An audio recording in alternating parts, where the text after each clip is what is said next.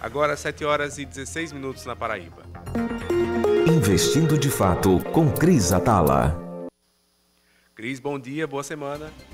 Bom dia, boa semana. Seja bem-vindo você que está ouvindo a gente aqui agora. É sempre um prazer estar aqui com vocês. Vamos falar agora das últimas movimentações da economia no Brasil e no mundo e como isso pode impactar os investimentos.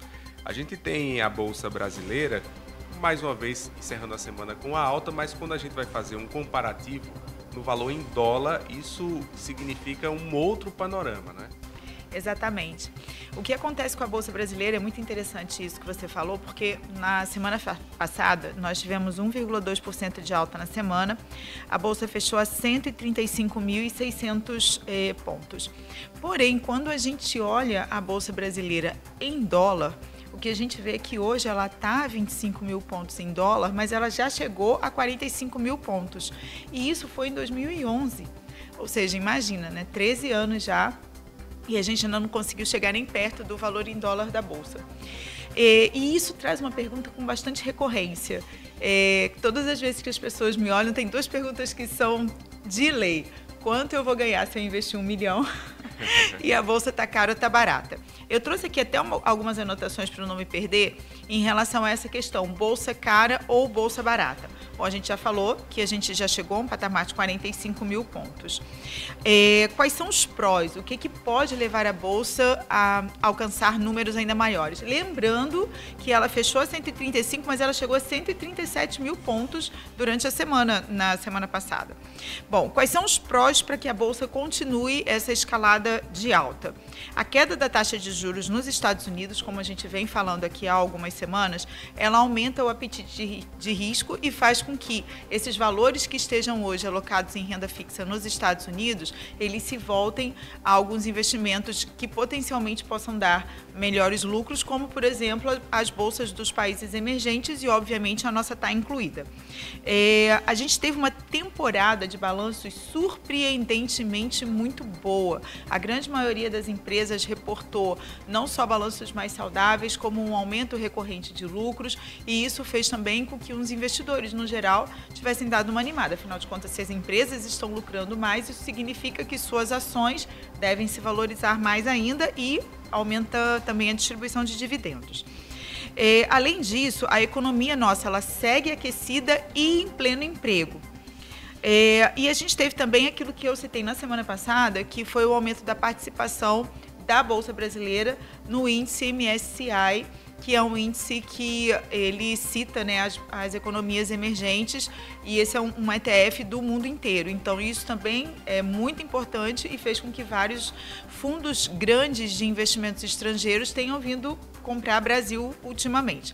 Por outro lado, quais são os potenciais problemas que a Bolsa Brasileira pode vir a enfrentar para continuar com essa escalada de alta? A gente tem uma possível realização de lucros e é normal que ela aconteça, afinal de contas a gente teve um aumento de mais de 14% na Bolsa nos últimos 2 meses, então é normal que investidores venham a querer embolsar uma parte desses lucros. A gente tem também um possível aumento de taxa Selic no Brasil. E, obviamente, se a renda fixa é muito atrativa, isso tira dinheiro da renda variável.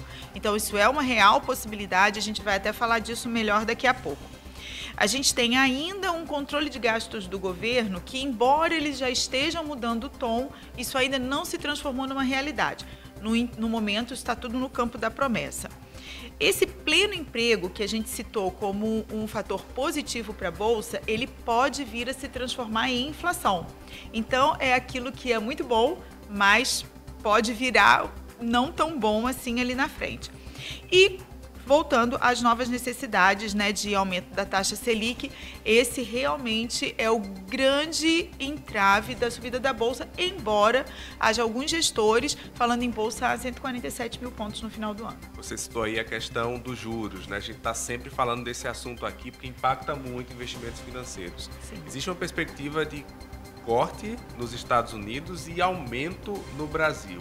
Como é que está esse assunto, o panorama disso em relação ao mercado financeiro? É extremamente interessante porque em economia tudo muda o tempo todo, né? Aquilo que a gente fala numa semana, na semana seguinte já se transforma numa grande, não vou dizer mentira, né? Mas uma situação que já não é mais realidade. A gente vinha falando que a provável diminuição da taxa de juros dos Estados Unidos abriria aqui no Brasil uma possibilidade de diminuição da taxa Selic também. Porém, essa questão da inflação, que não está sob controle, a questão do emprego, que vem aumentando bastante, e também a questão, novamente, da ausência de uma definição no governo de como efetivamente serão os gastos nos cortes, vem abrindo uma situação de possível aumento na taxa Selic. Porém, isso tem uma outra consequência que pode não ser tão ruim, que é a diminuição do dólar. Porque, veja bem, se aumenta a taxa de juros nos Estados Unidos e aí a atratividade da renda fixa lá diminui, porém aumenta a taxa Selic no Brasil e aí aumenta a atratividade da renda fixa brasileira, é muito normal que haja uma migração de dólares dos Estados Unidos para o Brasil e também para outros mercados que tenham potenciais formas de fornecer um melhor retorno na taxa de juros. Então, é normal que essa entrada de dólares aqui no Brasil acabe diminuindo a taxa do dólar aqui e aí potencialmente abra um espaço para que ali na frente a gente possa voltar a ter uma queda da taxa Selic, porque ela efetivamente está muito ligada ao comportamento da inflação. Se o dólar diminui, potencialmente a inflação diminui, potencialmente em algum momento isso vai se refletir também na taxa Selic. É um mercado complexo e como é que a Fato Capital pode auxiliar todos nós que querem investir o seu dinheiro dentro de um mercado financeiro tão volátil e complexo como a gente falou? Sim, como a gente cansa de dizer, tudo muda o tempo todo.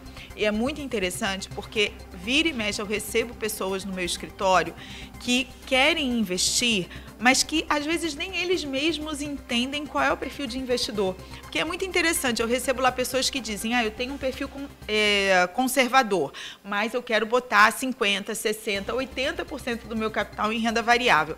E existe ainda uma grande falácia também, eu entendo, tem muito influencer falando de fundo imobiliário e prometendo até um retorno de taxa de juros mensal bastante relevante, e isso é verdade. Realmente os fundos imobiliários, eles pagam um percentual bastante interessante, isento de imposto de renda, isso é distribuído mensalmente. Mas fundo imobiliário é renda variável. Então, o que acontece é que muitas vezes as pessoas querem investir sem a ajuda de um profissional e não entendem o que isso efetivamente impacta nos seus investimentos e impacta na sua percepção se aquilo é conservador, moderado, arrojado ou agressivo. E a pessoa acaba fazendo um investimento e desmontando ele logo em seguida, cometendo o maior erro que o investidor pode cometer, que é comprar numa alta e vender numa baixa. Então, gente, conversa com a gente da Fato Capital. Eu, Cristina, tenho mais de 25 anos de experiência no mercado financeiro. A Fato Capital, ela está presente em 6 estados aqui do Nordeste. Nós somos o único escritório private de João Pessoa. Eu estou entre os 10 melhores assessores da XP do país, lembrando que são mais de 14.500. Então, o nosso escritório está pronto a te atender e a te fazer navegar por esse mercado financeiro que é volátil, mas é extremamente interessante. Cris Atala, toda semana aqui trazendo as perspectivas do mercado financeiro para a gente. Boa semana, até semana que vem. Boa semana para todos nós. Intervalo rápido, a gente volta já aqui no Jornal da Manhã.